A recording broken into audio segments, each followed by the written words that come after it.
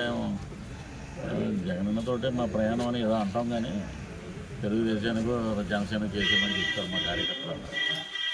జరిగేది అద్భుతమైన ఏంటంటే ప్రకృతి కూడా ఒక్కసారి తిరగబడింది.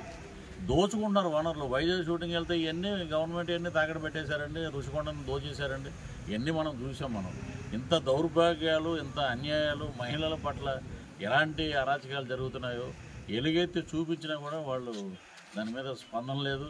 ఎక్కడ చూసినా ఏంటంటే నువ్వెంత దాచుకున్నావు, నువ్వెంత దోచుకున్నావు, పర్సంటేజ్ ఎంత. ఈ రోజున ఎక్కడ చూసినా వైన్ షాపులో మద్యం తాగి ఎంతోమంది ఆసుపత్రి పాలే చనిపోయే వరకు వెళ్ళారు. చాలా వరకు ఎక్కడ మనకి కార్డు కానీ ఎక్కడికైనా గూగుల్ పే కానీ ఫోన్పే కానీ ఏమీ లేవు. ఓన్లీ డబ్బులు. ఆ డబ్బులన్నీ దేనికి చేస్తారు? వైన్ షాపుల్లో డంప్ చేసి పెడతారు అనమాట, రేపు ఎలక్షన్లో పంచడానికి.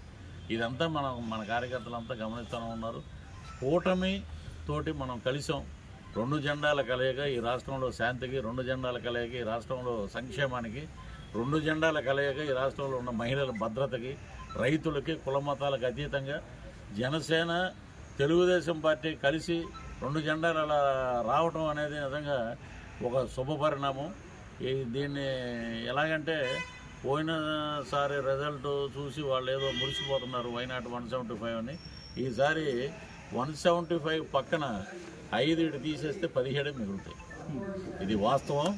ప్లస్ ఇంకొకటి, మనకొచ్చే స్థానాలు చాలా చోట్ల అమ్మ పథకాలు ఇస్తున్నారు కదా. నేను ప్రతి విలేజ్లో అడుగుతున్నా, షూటింగ్ వెళ్ళినప్పుడు పథకాలు ఇస్తున్నారు. శ్రీకాకుళం నుంచి మొన్న వెళ్ళొచ్చాం షూటింగ్ వెళ్తే, ఏటి బాబు ఏం పథకాలు ఇస్తున్నారు, అలాగే ఇలా ఇస్తున్నారు, ఇలా తీసుకెళ్ళిపోతున్నారు అన్నారు. మహిళలు ఏంటంటే ఒకటే ముక్త కంఠంతో పవర్ స్టార్ పవన్ కళ్యాణ్ గారు, ఆయన పేద ప్రజల కోసం పుట్టిన వ్యక్తి, రూపాయి ఆశించకుండా ఆయన డబ్బుల కోసం ఆశించే వ్యక్తి అయితే ఎన్నో యాడ్లు ఆయన కాలం ముందు ఉన్నాయి. 100 కోట్ల సంపాదన. ఒక యాడ్ చేస్తే ఆయనకి ఎంత వస్తుందో మన అందరికీ తెలిసింది. కానీ ఆయనకు వచ్చిన డబ్బుల్లో ప్రతి కౌలు రైతు, చనిపోయిన కౌలు రైతుకి ₹1,00,000 ఇచ్చింది మన అందరం చూసాం. ఇప్పుడు వీళ్ళు ఏం మాట్లాడాడంటే, ఒక అతను అంబటి రాంబాబు, మీకు తెలిసే ఉంటుంది, శ్యాంబాబు, అంబటి రాంబాబు. అతను ఏంటంటే సంక్రాంతికి గంగిరెద్దు వాళ్ళు వస్తారు చూసారు, అలాగే మన సంక్రాంతి భోగి పండుగలు వేసుకున్నప్పుడు ఈసారి మనం పిలవచ్చు. మన గవర్నమెంట్ వచ్చాక సరదాగా వారిని పిలిచి ఒక డ్యాన్స్ వేయించవచ్చు. ఏదో మన గతంలో మినిస్టర్ కదా పాపం, ₹1,00,000 కూడా మనం రెమ్యునరేషన్ ఇవ్వచ్చు ఆయనకి. గంగిరెద్దుల వాళ్ళకి ఇచ్చే రోజులు పాపం వీళ్ళని కూడా అంబటి రాంబాబు గారికి ఇద్దాం.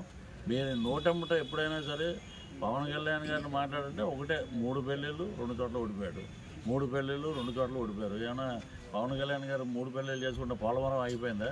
లేకపోతే 2 చోట్ల ఓడిపోతే అమలాపురంలో రోడ్లు అయిపోయినాయి. ఎక్కడే అలాగే ఉన్నాయి. మీరు అదొకటి తెలుసుకోండి. 4.5 సంవత్సరాల్లో మీరు ఏం చేశారనేది ఒకసారి గుర్తుపెట్టుకోండి. మీకు అయిపోయిన చరిత్ర. ఇప్పుడు ఆవిడేం మాట్లాడింది, ఒక దరిద్రుడు జైలుకి వెళ్తే ఇంకో దరిద్రుడు సపోర్ట్ చేశారన్న మాట రోజా గారు. మేము అసలు కార్యకర్తలుగా ఎవ్వరూ క్షమించరు ఆ మాటని. దానికి తగు సమాధానం మీకు త్వరలోనే వస్తుంది. మీరు మా జనసేన అధ్యక్షుడు పవన్ కళ్యాణ్ గారు విశాఖపట్నం వస్తే ఆ కార్యకర్తలకు ఎయిర్పోర్ట్లో మీరు ఎలా చూపించారు? దీన్ని ఏమంటారు? దీన్ని సభ్యత అంటారా, లేకపోతే గుడ్ మార్నింగ్ అని మీరు అంటున్నారు? ఇది ఎంతవరకు కరెక్ట్? కాబట్టి రానున్నది కూటమి.